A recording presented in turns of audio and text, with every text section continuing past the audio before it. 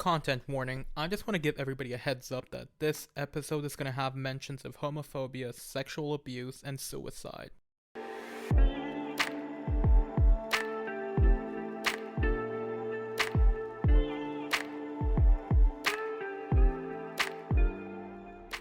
Welcome, everybody, to the second episode of the Unqualified Wisdoms podcast, where I, your completely unqualified host, talk to you about cultural and social issues.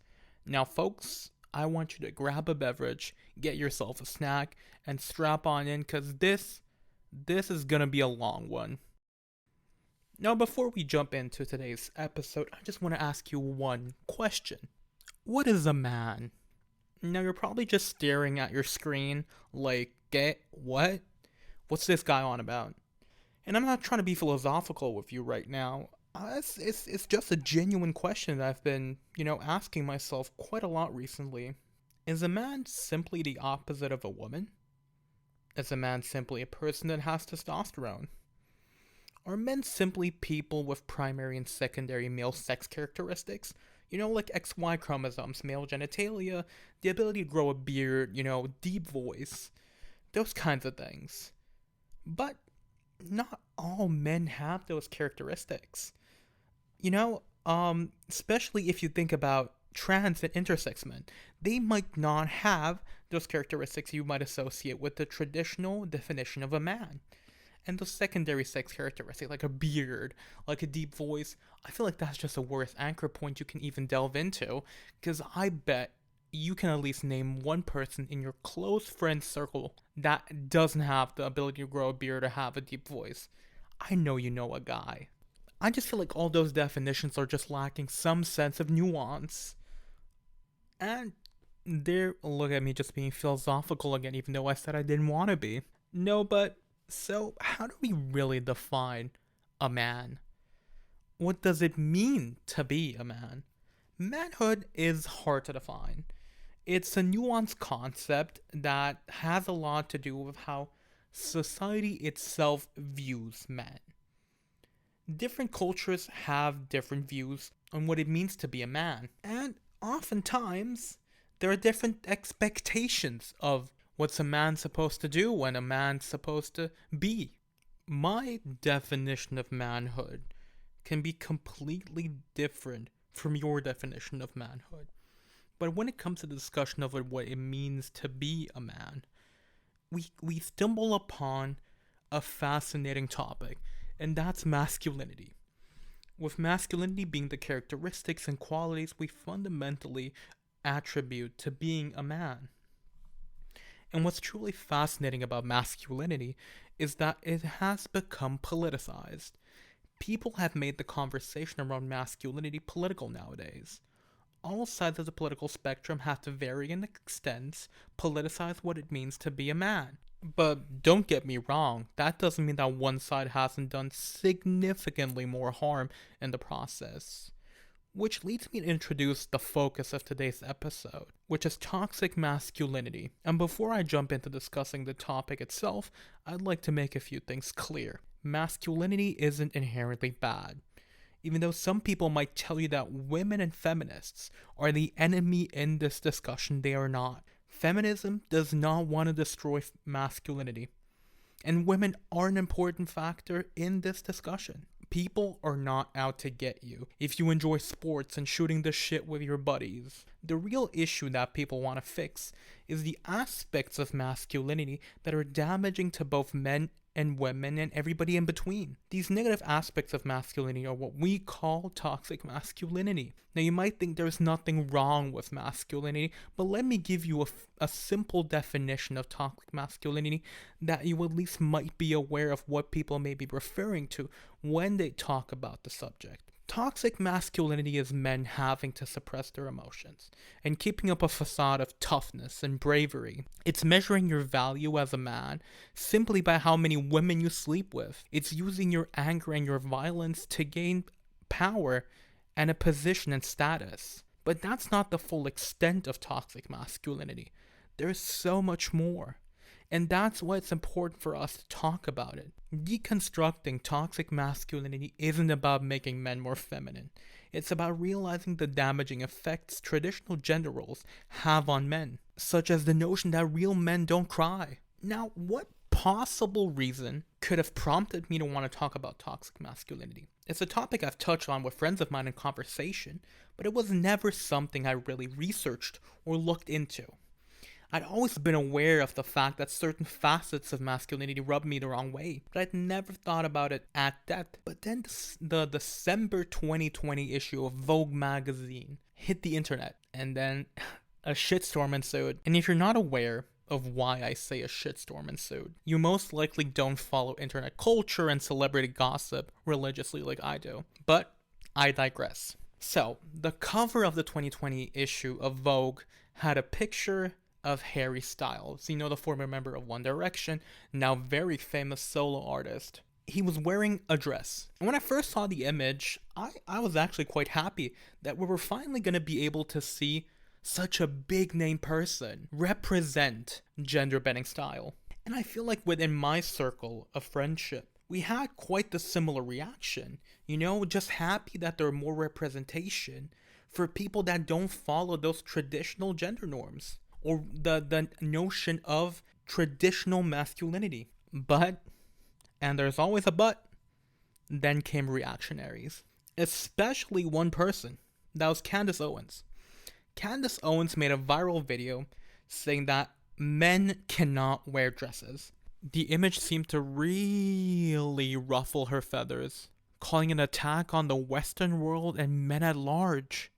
And if you're not aware who Candace Owens is, she's a right-wing American political commentator that works for an organization called PragerU. Now, PragerU, as you might be able to imagine, is a right-wing online media group that uses the term university in their name to somehow try to imply some form of credibility.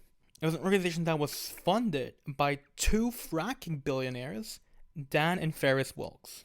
And PragerU was well known for creating videos with unsubstantiated and misconstrued information, which is often represented in unlabeled graphs and charts, and that's just a little teaser for you to know who we're dealing with. Now, I say all of this because PragerU seems to be at the forefront of outrage surrounding what they call the war on manly men.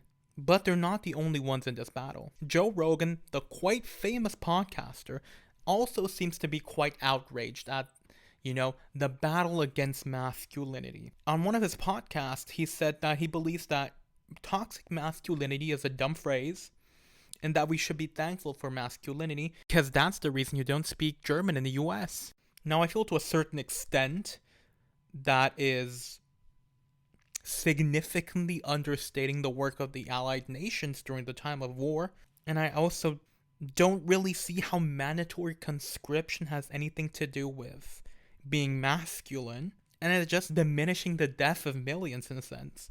But this ain't a World War II podcast, so I'll leave it at that. Rogan also perpetuates the notion that you need to have manly men in your country because other countries have manly men who are going to come into your country to kill, steal, and rape. Which I find to be quite a reductive mindset. That just hinges on somebody having something, so you also have to have the same thing. Much like the old saying, if your friend jumped off a bridge, would you do it? Just because somewhere else in the world there are men who commit atrocities like murder and rape, we also need men that murder and rape, and we encourage that behavior, so that when their murdery rapey men come to our country, our murdery rapey men can protect us from them. How is that a logical conclusion? It just also perpetuates the notion that women can't protect themselves. And I believe that we're not in the 1950s anymore. Women are perfectly capable of protecting themselves. They don't need the existence of some man protecting them at all times. And if we address those misogynistic attributes of masculinity, there are going to be a lot less problems women have to deal with. But let's return to PragerU and their video on the so-called attack on masculinity. Now, I opened an incognito tab on my browser, and I pulled up YouTube. And I typed in toxic masculinity, and had a look at what popped up. And then within the first page of results, I see about 10 PragerU videos on the topic. Not directly toxic masculinity, but much more on what they call the war on masculinity. And I opened the first one I came across, and I had a little watch. It was a video titled Make Men Masculine Again, somewhat reminiscent of Trump's Make America Great Again. But that just might be a coincidence. You never know, political slogans tend to have some form of power. Now, this video is presented by a woman, which I found to be quite curious. And you might be asking yourself, why would that be a curious fact? Well, when I was looking throughout other resources and media, and I found videos that had women presenting the topic of toxic masculinity by more mainstream media companies, even if the women were experts in the areas of behavioral psychology, people that research this type of stuff, the comments would always be flooded, and I mean hundreds of comments, talking about stuff like women shouldn't tell men how to act, women can't understand men. They were just all about notions of toxic femininity, bad parenting, single mothers, pushing a gender neutral agenda, and all forms of defensive statements. The commentators never seemed to analyze what was being said to them, what was being told to them in the video, but they would instantly jump into being defensive and not critically analyze anything being said. But there was no critique or comments regarding the gender of the host on the PragerU video. Now, one could infer that since this is a woman presenting something that is positively shining on the concept of masculinity, that they would have no issue with what's being said. If the presenter is presenting something that's positive to you as a viewer, you're less likely to want to badmouth what's being told to you. But the moment the topic at hand being presented to them was of a different opinion than the viewer had, they become hostile, and they say that the woman shouldn't interfere in a man's business. And I feel like that's what was intentionally done, as to create this image, since a woman is telling us that toxic masculinity isn't bad. Well, it can't be really bad, can it? Since women are the people that are usually impacted by toxic masculinity. Now, I feel like these comments reflect an inherent sexism within toxic masculinity quite well.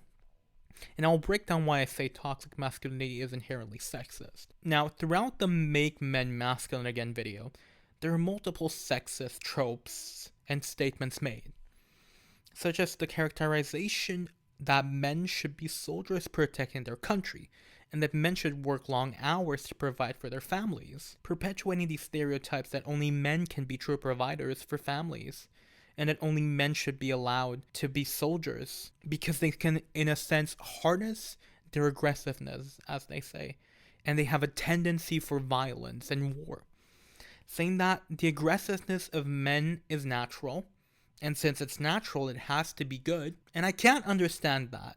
I cannot, honestly. Since when has it become a fact that since something is natural, it has to be inherently good? Just because you brandish a part of your character, natural, does not make it good. It also stipulates that men are not embracing their masculinity, and that that's leading to destruction and despair, somehow correlating this to a quarter of fathers not being part of their families. I'm not going to comment on the validity of the source of the statement that a quarter of fathers are outside their family picture, because it's hard to quantify real numbers in this field. But I can tell you for sure that it's a way for conservatives to attack single mothers. There's a demonization of single mothers all throughout right-wing media, and fathers are nearly never held accountable or blamed. Only mothers are usually to blame.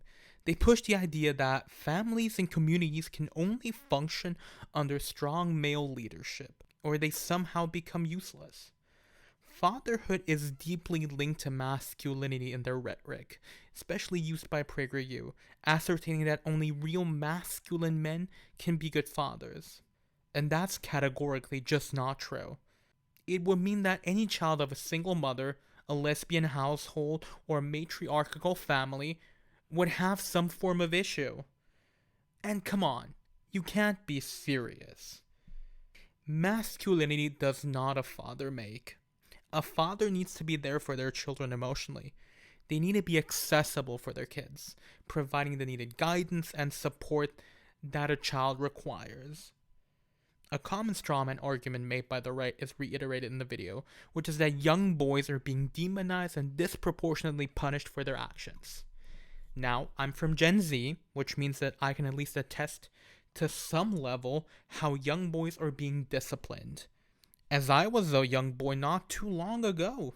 Boys aren't systematically being attacked for being boys. They're being disciplined for fighting, bullying, and insulting other students, which are all perfectly good reasons to discipline a child. And I saw my fair share of girls being disciplined for the exact same reasons. And this is a phenomenon seen all around the world. Negative actions are being met with discipline. Children are being taught that problems should be solved with words, not your fists, and that bullying is wrong. It all boils back down to the age-old argument that boys will be boys, which is code for I don't want to parent my son because it's too much work. And well, my parents didn't discipline me and I turned out fine. No, Chad, you didn't turn out fine. You need therapy for your anger issues. We should not be glorifying violence between children or leaving bad behavior untreated. These things don't magically fix themselves, and it causes lasting damage. Now, talking about boys will be boys reminds me of the controversy around the now infamous Gillette commercial that came out in 2019 about achieving the best a man can be. I believe that's what their slogan was at the time. Now, if you've never seen the commercial, I recommend you watch it to fully understand the context behind what I'm about to say. But it boils down to that it was a commercial that talked about men holding other men accountable and combating some of those toxic traits of masculinity. Now, was the commercial a giant PR stunt to gain woke points? Well, that's pretty obvious, but it sparked quite the interesting conversation surrounding the topic of toxic masculinity at the time. The commercial showed a lot of those toxic sides of masculinity: the bullying, the repression of emotions, the objectification of women, the fear of being vulnerable.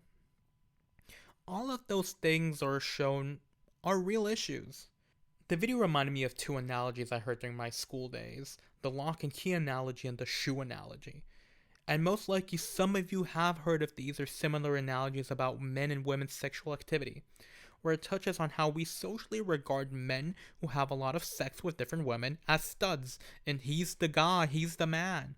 But when it comes to women having multiple partners, they're viewed as less than. And then some giga-brain dude bro will say something around the lines of, well, if a key opens a lot of doors, it's considered a master key, but if a lock is opened by many keys, it's considered defective. Or something around the lines of, well, would you want a shoe that a bunch of guys wore before you? Now, not only are those remarks deeply sexist, but they're just idiotic. I don't know about y'all, but I don't think about women as locks or shoes. You know, like, women are sentient beings with autonomy. They have emotions, they have feelings, they exist. Your mother's one of them. Like, honest to God, it's one of the shittiest things I have ever heard. Why are you comparing women to household objects? You could turn that shitty analogy around and just say that men are pencils and women are pencil sharpeners. A pencil can be sharpened in a bunch of sharpeners, but every time they do it, they start getting smaller and smaller until nothing's left. But a pencil sharpener can sharpen thousands of pencils and not break. You see how stupid that sounds? That's exactly what those analogies are. Idiotic little idioms that some dude bro named Chad probably came up with and said, how do I objectify women even more? It's this kind of crap that we shouldn't be basing our value around. It's just so stupid. But back to our analysis of the alleged attack on masculinity. perpetuated by PragerU. I want to talk about another one of their videos titled The Borderline Bar and Grill, A Tale of Men and Masculinity. Again, this video was presented by a woman, and once again there were no comments about how women should have no say in men's business.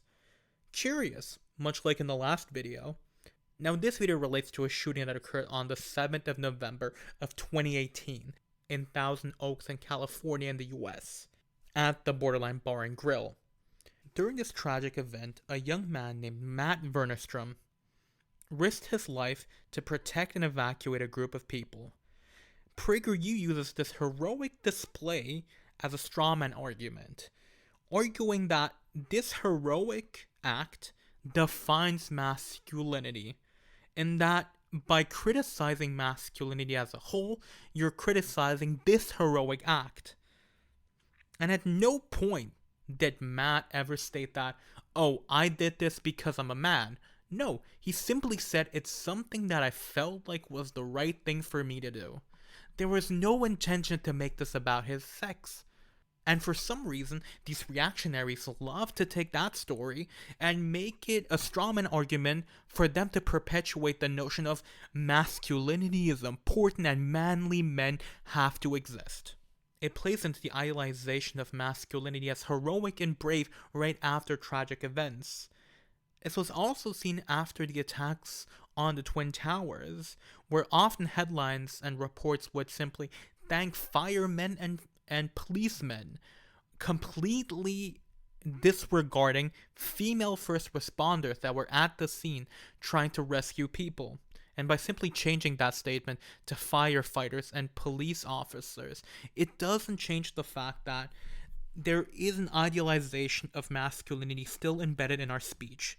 Don't tell me you've never heard somebody say, don't be a pussy, or man up, or don't be a bitch. Linguistically, there's still an association of masculinity with bravery and toughness. Women are also incredibly brave. You hear plenty of stories of mothers running into burning homes to save their children, or putting themselves in harm's way to protect their family. You also have plenty of women that save lives during tragic events. Bravery and sacrifice should never be intrinsically linked with your sex.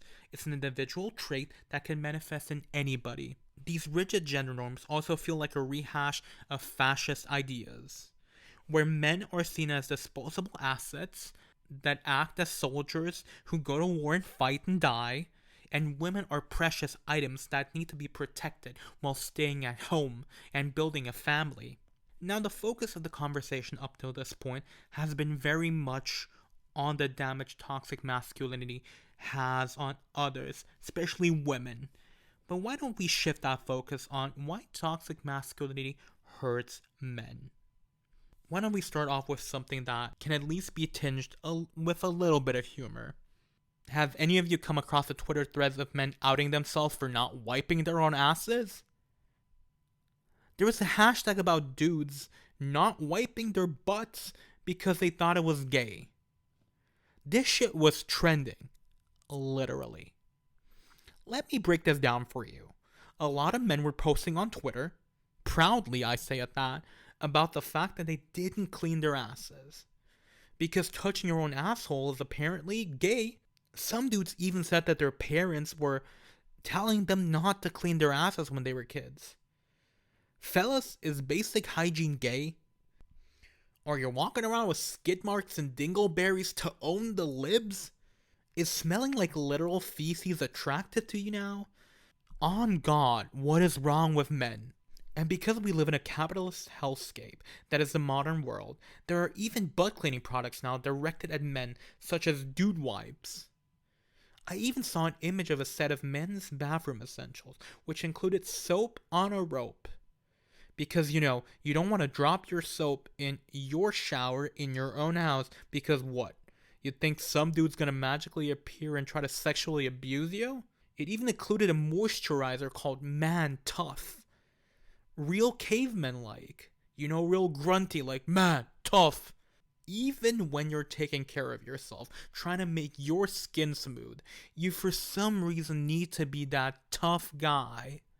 Please, in the name of any deity you pray to, men, clean your asses. You stink. Oh, and since we're talking about the fragility of men's ego, we have to talk about no homo. I bet you heard some dude bro say no homo recently. Hell, even I've used it in more of an ironic sense. But the thought that some real people out there are genuinely using no homo in their day to day life haunts me on a daily basis. As the linguistic scholar Deborah Kamen put it regarding the use of no homo, gender has to be constantly reaffirmed and publicly displayed by repeatedly performing particular acts in accordance to cultural norms. I've included a link to a chapter of her book in the description, which is particularly interesting, with a focus on male speech and just how men interact with one another linguistically. I recommend anybody interested in that give it a read. It's genuinely very insightful. I also feel like the phrase in general perpetuates this notion of gay people are less than, because we have to constantly remind ourselves that by no means are these acts that can be interpreted as a double entendre meant to be actually gay. Because I'm not gay. I'm a normal guy. I'm straight. I love women. Because those gay people, they're the weirdos. I'm the normal one here. That's just what's being perpetuated by this obsession with saying things like no homo. But let's shift back into something a little more important. Why don't we talk about how young children are pushed into this toxic behavior by their own peers? I believe it's quite common for children to want to fit in when they're young, right? Conformity facilitates building friendships, and you avoid being socially ostracized. Kids usually don't want to be seen as the weird one that just doesn't fit in. Why don't I give you an example from my personal life? I feel like I've always been very connected with my feminine side. I remember there used to be a word commonly associated with caring about yourself a couple years back, and that would be men were called metrosexual.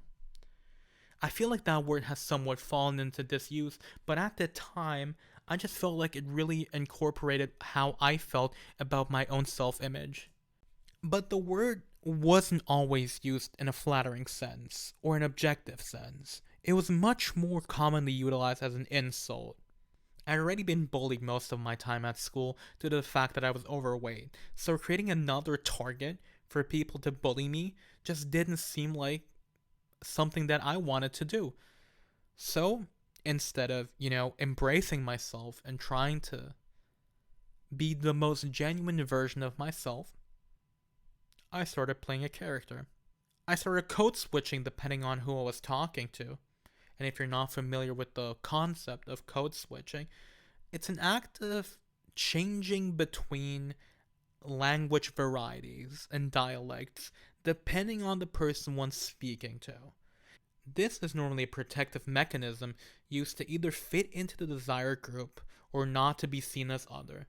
It's quite commonly used by LGBTQ plus people and people of color to conform to social norms of speech if they're speaking to somebody outside their community. I started using language and terms associated with traditional straight masculine teen boys, calling everybody bro, the whole 9 yards. I was playing the character, and it was a way for me not to be called gay. I didn't want to be seen as different. It started affecting me in many other ways as well. By trying to play this character, I was starting to become this character. I was bottling up my emotions. I wanted to be seen as a real man. So I worked out, I drank beer, which I don't even really like, but seemed like the straight male thing to do.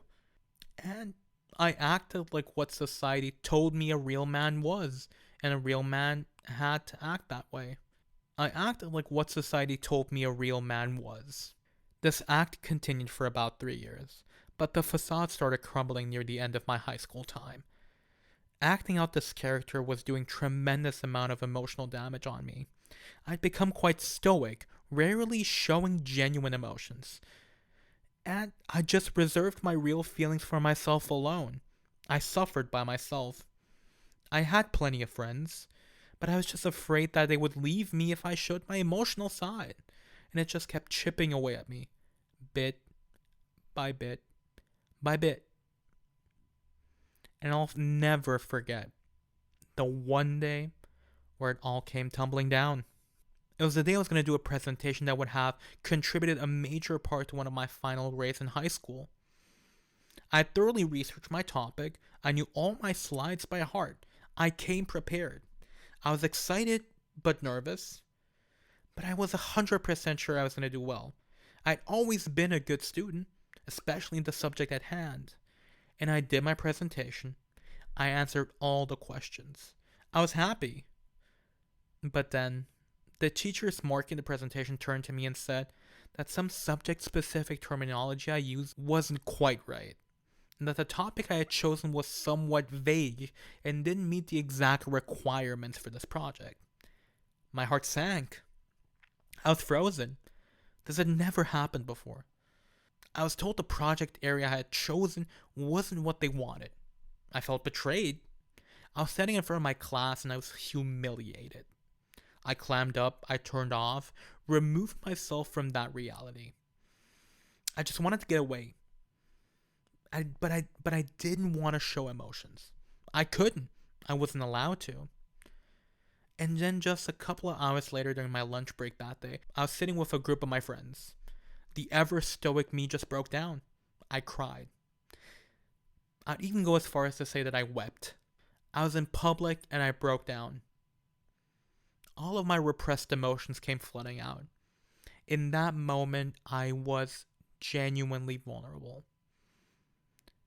One of the things I was most scared of at the time. But my best friends didn't laugh at me like I thought they would. These men helped me, consoled me. They made me whole again. They allowed me to be me again. They showed me that I didn't need to be scared of being my true self around them. That moment of vulnerability, sharing my shame, was healing for me. Allowing myself to seek the help I needed, not suffering alone, not trying to do everything by myself. That moment was an enormous relief. I realized how damaging my attempt at being the stereotypical real man was. And this wasn't by far the only time I had to, stare in the ugly face of toxic masculinity. After I had left high school and moved to a different country for university, I decided I wanted to reinvent myself. I wanted to allow myself to be the most authentic and genuine version of myself. To get an opportunity to discover more about myself. Nobody knew me at this university, so I could become the person that I truly wanted to be. And that involved a lot of introspection and just being honest with myself, something I hadn't done in a number of years. The first thing I decided to do was I was going to stop playing that character. I did not care what people thought of me. I wanted to be me. I didn't want to be somebody else. And throughout that process, that long introspection, that looking within yourself, I found something I had been repressing for the past 4 years. Something I had known since I was in my late teens. I was probably already certain by 16. I was far too scared to explore. And that was the fact that I was questioning my own sexuality. I always knew I loved women. I was sure of that fact. But I also started to feel like I could love a man. And I told the people I knew at university by that point. And they were all amazingly supportive. They helped me come to terms with my own bisexuality. But I was scared. I was scared to tell the people I knew back home. They still knew me. They still knew me as that character.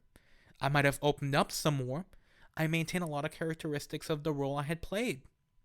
And then I decided to myself I was gonna come out as bi to them. And that's how it happened. The memory is seared into my mind. I am sitting in the passenger seat of my friend's car. The person I had considered one of my closest friends up until that point. We're driving along the street with a group of acquaintances in the back seat. I felt like that was the right moment. The guys in the back were chatting away with each other, and I was having a conversation with my friend as he drove, and I simply brought up the fact that I had started questioning if I was bi since I started university. And then it happened. A sentence I will never forget. It haunts me to this day. My friend turns down the radio, turns to me, and asks, "So what? Are you a faggot or something?" I was prepared for a lot of reactions, but that wasn't one of them. I froze. I began saying I was only kidding. You know, it was all a joke. Haha. You know, it's all funny. At that moment, I felt like I was punched in the gut. It's a trauma I will never forget, and I'm so thankful till this day that I had a support network, that I had people that loved me, that cared for me, that were around me, that consoled me after that moment, that were there for me when that happened. Because if I did not have that network, if I had been just a little emotionally weaker at the time, I don't want to imagine what could have happened to me. These traumas served as lessons for me. I've been able to gain something positive from them. But it wouldn't have been possible without the emotional support I had. It would never have been possible alone. But that's enough crying about me. Let's get back to the actual topic at hand. Oftentimes, it's possible to reform toxic men in a sense. It's usually done by other men holding them accountable. I recently came across a TED Talk hosted by an actor named Justin Baldoni. And he talked about how he was tired of trying to be man enough, as he put it. And he tells the story about how he posts a lot of images on his Instagram of him and his wife. And most of the engagement he receives are from women.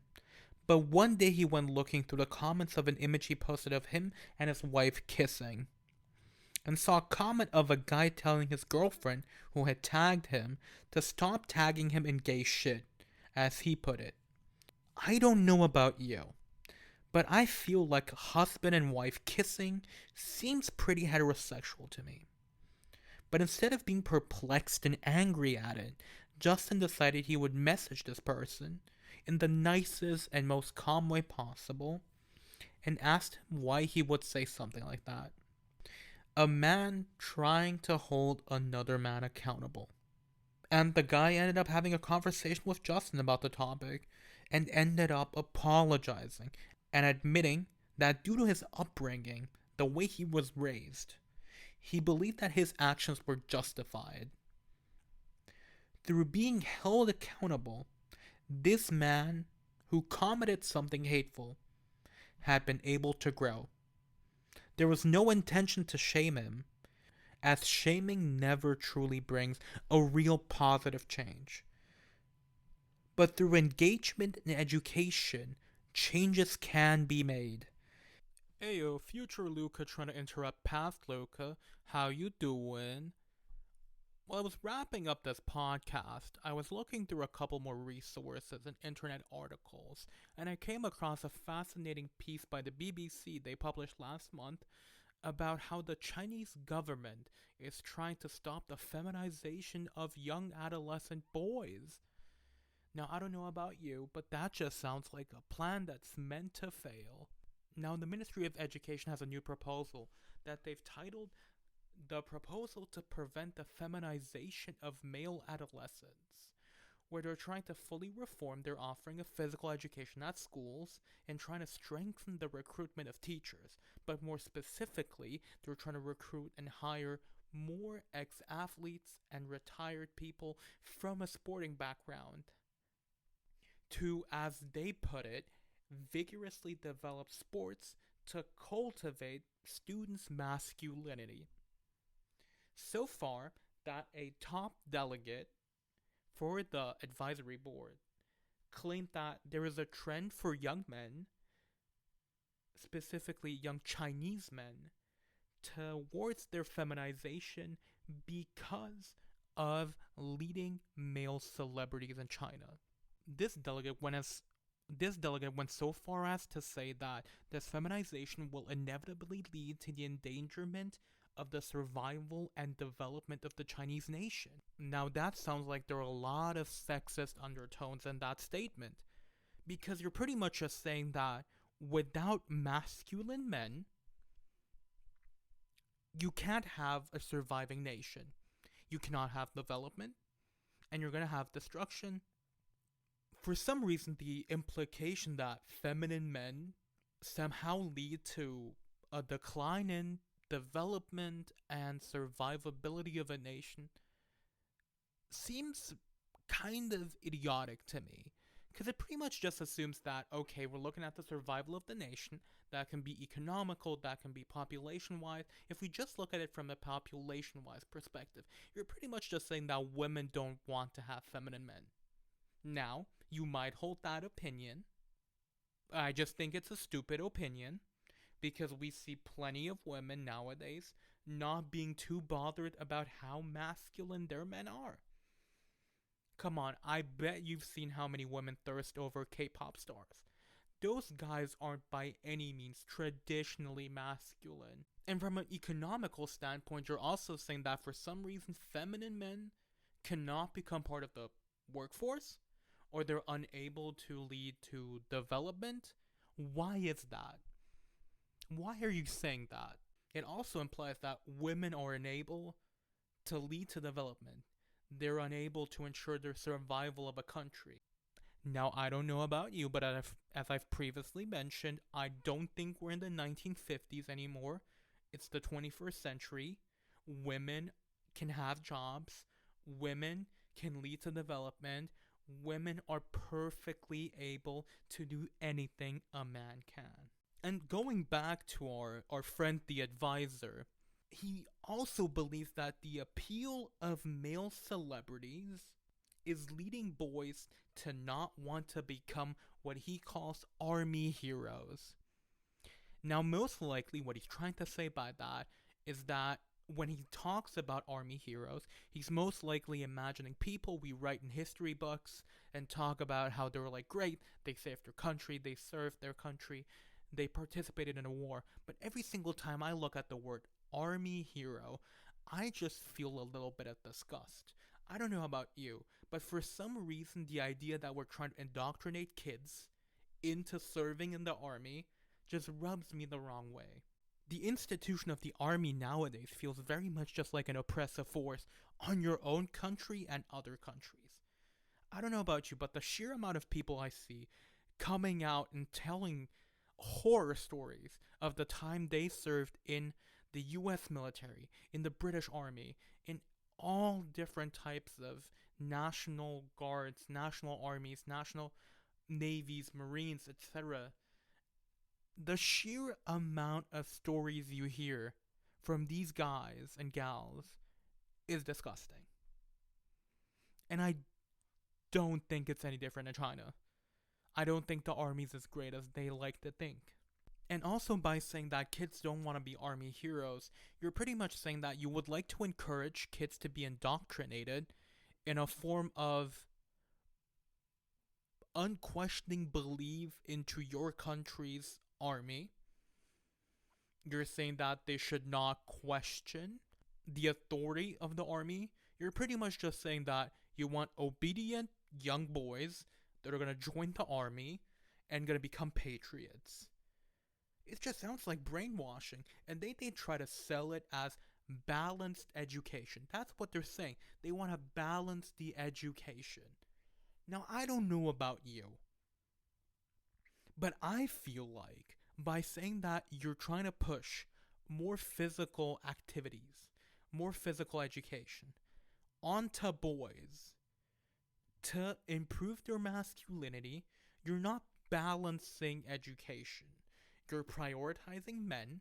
You're prioritizing the indoctrination of men into traditional gender norms. And you're ignoring women. Because yes, you might be increasing the amount of physical education you have at school, but you're disregarding women in that equation. Are women going to be allowed to participate in that? Where's the time going to appear from? Are they going to be separating boys and girls into different, PE classes? That doesn't sound like balanced education. You're pretty much just creating an exclusionary policy that's specifically targeting boys by excluding girls. And when you look at that thought process, you see that it's very indicative of the leadership of the Communist Party in China. Most of that party is pretty much male dominated.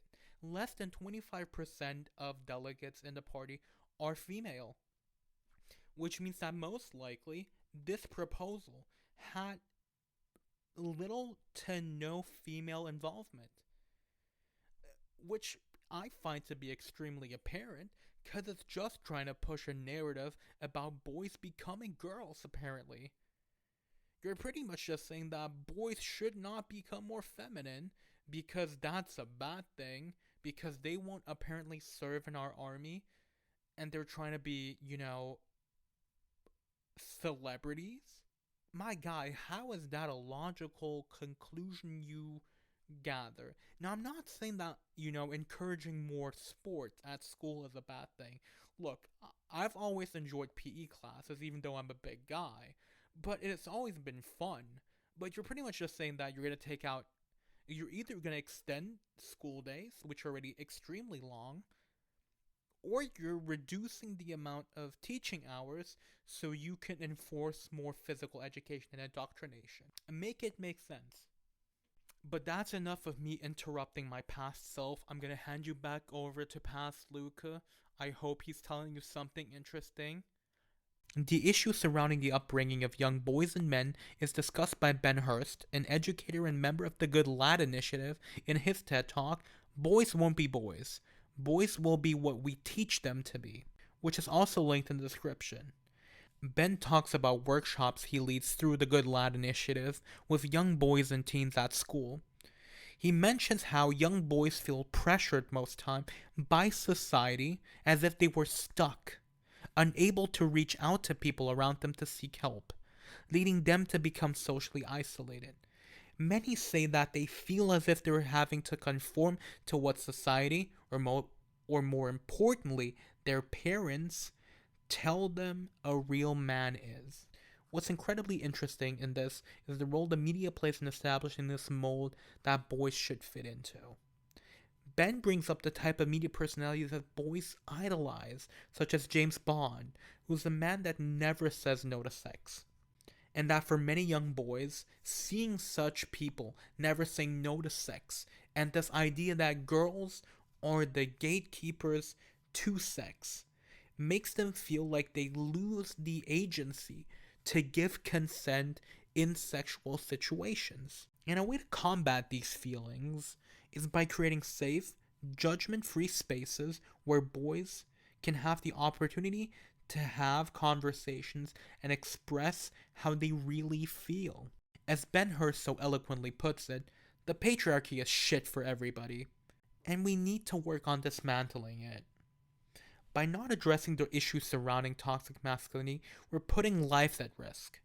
Men are still around 4 times as likely to commit suicide than women are, and many of these suicides are caused by emotional and social isolation many men undergo, because they do not seek help, and they're told to suffer through these things alone. By addressing these issues, we can also reduce the amount of domestic violence, feminicide, and hate crimes that are committed. So men, what are you gonna do?